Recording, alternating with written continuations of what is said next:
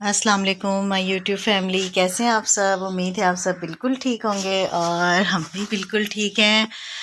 सहरी करने के बाद मुझे बिल्कुल भी सोना नसीब नहीं हुआ क्योंकि ये हसान साहब भी जाग गए और अजान के स्कूल की टाइमिंग भी चेंज हो गई। अजान ने सुबह 7 बजे स्कूल पहुंचना है और आज जुम्मा है और रमज़ान का पहला जुम्मा और दूसरा रोज़ा। तो मैंने सोचा कि चलो मैं नईम के भी कपड़े वगैरह इस्त्री कर देती हूँ। तो मैंने इनकी कमीज शलवार निकाले हैं, वो इस्त्री किया। और नईम आज बहुत ज़्यादा लेट आए, सहरी में ही आए थे और मैंने फिर सहरी की और फिर उसके बाद थोड़ी सी देर लेटी हूँ ताकि आँख ना लगे मेरी। अगर मैं सो जाती तो फिर उठते हुए मुझे बहुत ज़्यादा परेशानी होती और अजान को भी स्कूल भेजना था। अजान को आज मैंने नहीं उठाया सहरी में और ना ही मैंने इसका रोज़ा रखवाया क्योंकि आज इसने स्कूल जाना था और इसका आज पेपर है ड्राइंग का।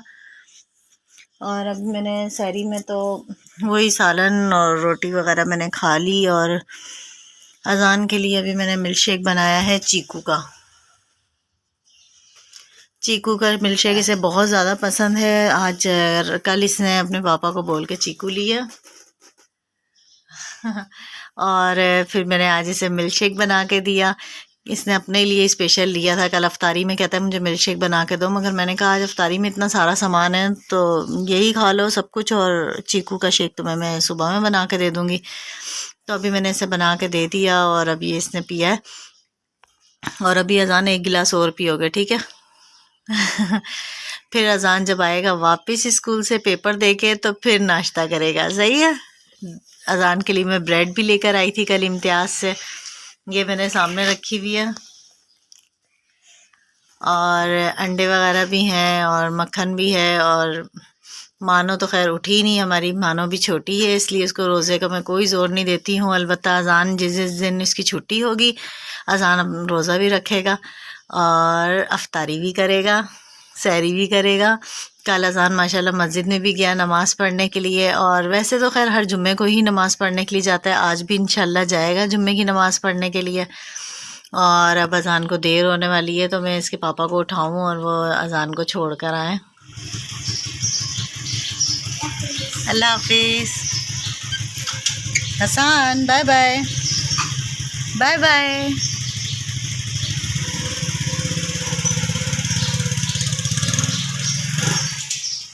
स्कूल चला गया है और ये मैंने कल देखे कपड़े काफ़ी सारे कटिंग किए हैं। दोपहर में मैंने काफ़ी सारे कपड़े कटिंग किए थे और ये रहे। अब आज मैं इनको भी सिलाई करूँगी और रात को भी मैंने 2 सूट सिलाई किए हैं, एक तो ये वाइट वाला और दूसरा भी वाइट ही है। दोनों सूट मैंने कल सिलाई किए रात में और काफ़ी लेट सोई थी। नईम का इंतज़ार करती थी, फिर नईम को कॉल की तो उन्होंने बताया कि मैं तो रात को देर से आऊँगा और हो सकता है कि मुझे सहरी का टाइम हो जाए, तो इस वजह से फिर मैं तकरीबन 1:30-2 बजे तो मैं सोई हूँ और फिर 3 बजे फिर मुझे उठना पड़ गया सहरी के लिए। और उसके बाद से अब तक कोई मुझे सोना नसीब नहीं हुआ। हाँ, मैं थोड़ी देर लेटी ज़रूर क्योंकि अगर मोबाइल में ही लगी रही फिर भी अगर मैं सो जाती तो फिर अजान के स्कूल का मसला हो जाता, फिर इसकी छुट्टी हो जाती और इसका पेपर था। इस वजह से मैंने कहा कि मैं अगर सोई तो फिर बहुत परेशानी बन जाएगी, तो इसलिए मैं सोई नहीं और अजान को अब भेजा है। अब आएंगे ये हसान को लेके, मैं अब अपनी नींद पूरी करूँगी और फिर भी कहाँ पूरी होनी है कि अजान पेपर दे के फ़ौरन आ जाएगा और जब आएगा तो फिर आके इनके वही हल्ला गुल्ला मच जाता है। तो रमज़ानों में नींद पूरी नहीं हो पाती और बच्चों की भी टाइमिंग ऐसी इन्होंने कर दी है सुबह 7 बजे की कि अब इंसान सोए या बच्चों को स्कूल भेजे। पहले चलो 8 बजे की टाइमिंग थी तो आराम से 1-2 घंटे सोकर उठ जाती थी और फिर अजान को स्कूल भेज देना, लेकिन इस बार इन्होंने टाइमिंग ही सुबह 7 बजे की कर दी है तो इसलिए मुझे बहुत ज़्यादा परेशानी होने वाली है। और बस इसके कुछ पेपर रह गए हैं, वो पेपर दे देगा तो फिर थोड़ा सा सुकून हो जाएगा, कुछ दिन की छुट्टी हो जाएगी। तो उसमें यह है कि अपनी नींद पूरी कर ही लूँगी जैसे भी करके। खैर रमज़ान का महीना है, 1 महीना ही तो होता है ये भी इबादत का, बाकी दिनों में तो इतना ख़ास कुछ भी नहीं। और आज देखो क्या बनाती हूँ अफ्तारी में। कल तो जो मैंने चाट वगैरह बनाई थी वो अभी भी फ्रिज में रखी है और यहाँ मुझे बहुत ज़्यादा नींद आने लग गई है। हसान आ जाए बस जल्दी से अजान को छोड़ के, तो फिर मैं भी सो जाऊं। सोऊंगी तो फिर अब नईम तैयार होके फिर वो उठाएंगे, उठो गेट को कुंडी लगाओ। तो बस यही ज़िंदगी है, यही काम है, यही सब कुछ है। और मानो कितने मज़े से आज अंदर सो रही है। मानो का भी एडमिशन मैंने करवाना है और सोच रही हूँ अब मैं ईद के बाद ही करवाऊँ, क्योंकि रमज़ान में काफ़ी परेशानी हो जाएगी मुझे मानो को लेके जाने की, लेकर आने की। छोड़ के तो खैर नहीं आ जाएंगे, लेकिन लेकर तो मुझे आना पड़ेगा। और रोज़े में बिल्कुल भी निकलने की हिम्मत नहीं होती है। कल इम्तियाज़ स्टोर गई थी क्योंकि मौसम बहुत अच्छा हो रहा था। हाय गाइस, आज हम अफ्तारी की तैयारी कर रहे हैं। कल तो बहुत जल्दी जल्दी में सब कुछ बनाया गया और टाइम भी इतना ज़्यादा नहीं था, और काम वैसे कल बहुत ज़्यादा था क्योंकि कल चने भी बॉईल करने थे और सारी चीज़ें प्रॉपर तरीके से हर चीज़ तैयार करनी थी। लेकिन आज ये है कि काफ़ी सारा सामान हमारा तैयार ही है। जैसे कि हमारे पास चने बॉईल हुए हुए थे और बाकी पालक वगैरह सामान वगैरह सब कुछ आ गया है। बस सिर्फ आज हमें तैयारी करनी है पकाने की, और पकोड़े वगैरह भी बनाने हैं। तो दही फुल्की भी मैंने जो है ना बना ली है तकरीबन, वो भी तैयार ही है। और ये चाट अपने तैयार कर रही हूँ। कुछ समझ नहीं आता कि अफ्तारी में इंसान क्या बनाए, बस जो समझ में आ रहा है वो थोड़ा बहुत हम कर लेते हैं। बाकी कल भी नहीं आए थे और आज भी नहीं आएंगे, तो इसलिए इतनी ज़्यादा एहतमाम नहीं करती मैं अफ्तारी का। बस बच्चे भी थोड़ा बहुत ही खाते हैं, इतना ज़्यादा नहीं खाते। और रोज़े का तो बहुत अच्छे गुजर रहे हैं आजकल, बिल्कुल भी रोज़ा नहीं लगता। और अल्लाह करे कि मज़ीद आगे इसी तरह हमारे रोज़े गुजरते रहें। आज जुम्मे का रोज़ा था और दोपहर में मैं गई थी नईम के साथ उनके जूते वगैरह लेने के लिए। कह रहे थे मेरे शूज़ नहीं हैं। अच्छा अभी सब्र करो। तो उनको जूते वगैरह मैंने ले दिलवा दिए थे और फिर नईम अपनी ड्रेसिंग करने के लिए चले गए। और अब मैं अफ्तारी की तैयारी कर रही हूँ। आजकल बस यही पकोड़े और चाट वगैरह ही अच्छी लगती है। बच्चे भी इतने ज़्यादा शौक़ से नहीं खाते। कल मैंने फ़्राइज़ भी बना लिए थे तो इन लोगों ने खा लिए थे। आज भी मैं फ़्राइज़ बनाऊंगी कि चलो कुछ तो खाएं बच्चे।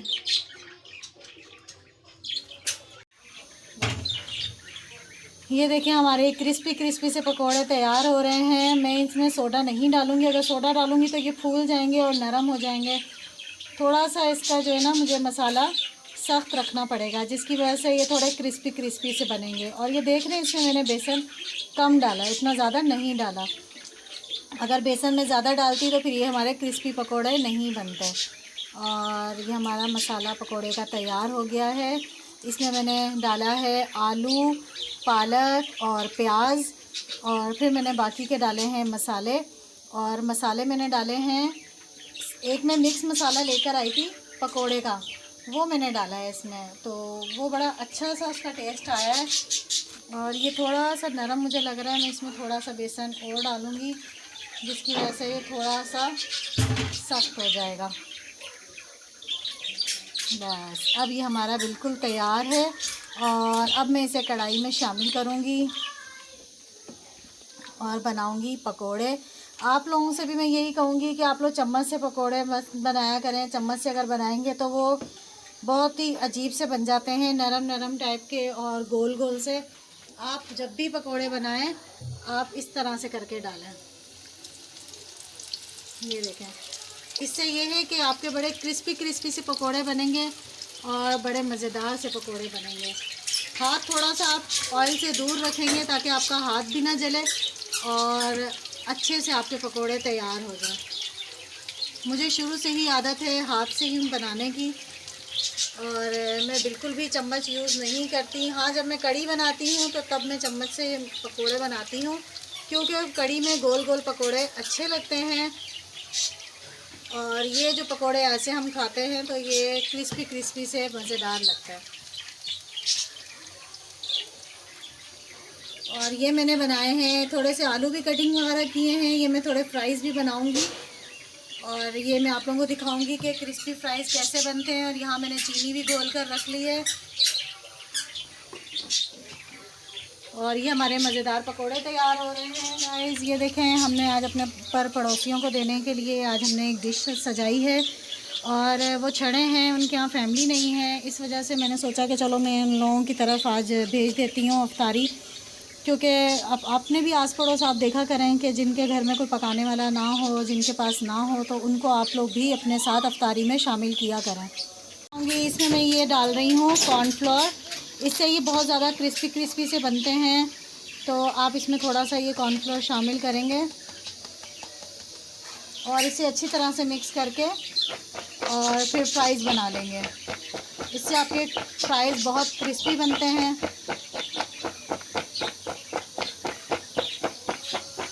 और यहाँ हमारे पकोड़े तैयार हो गए हैं। अब मैं फ्राइज़ डालूँगी इसमें।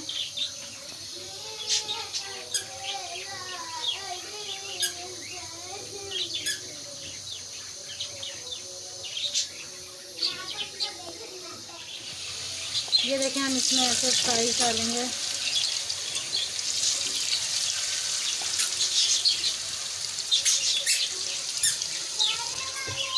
गाइस, यहाँ हमारी अफ्तारी तैयार हो गई है। ये हमारी दही फुल्की आ गई, चाट और पकोड़े, खजूर, और ये खोजेदार बैठे हुए हैं रोज़ा खोलने के लिए बड़ी बेसब्री के साथ। हसान की मुस्कुराहट चेक करें, हसान कितना खुश है। मुझे लगता है ये रोज़ा खोल चुका है। चलो अब खाने शुरू नहीं करना, अभी दुआ करनी। हाँ, दुआ करो, दुआ करो, दुआ करो करो, दुआ करो। तो करो आप। हाँ, मैं भी करती हूँ, आप भी करो। दुआ करो। गाइस, अफ्तारी हो गई है और अफ्तारी के बाद लाजमी है चाय, क्योंकि सर का दर्द नहीं जाता। और साथ में ये पतीली भी चाटना बहुत ज़रूरी है। कोई भी चीज़ ज़ाया ना करें, अपने पेट में डालें। और ये जो मेरी पतीली है, इसमें अच्छी खासी मलाई लगी हुई है। मानो हटो।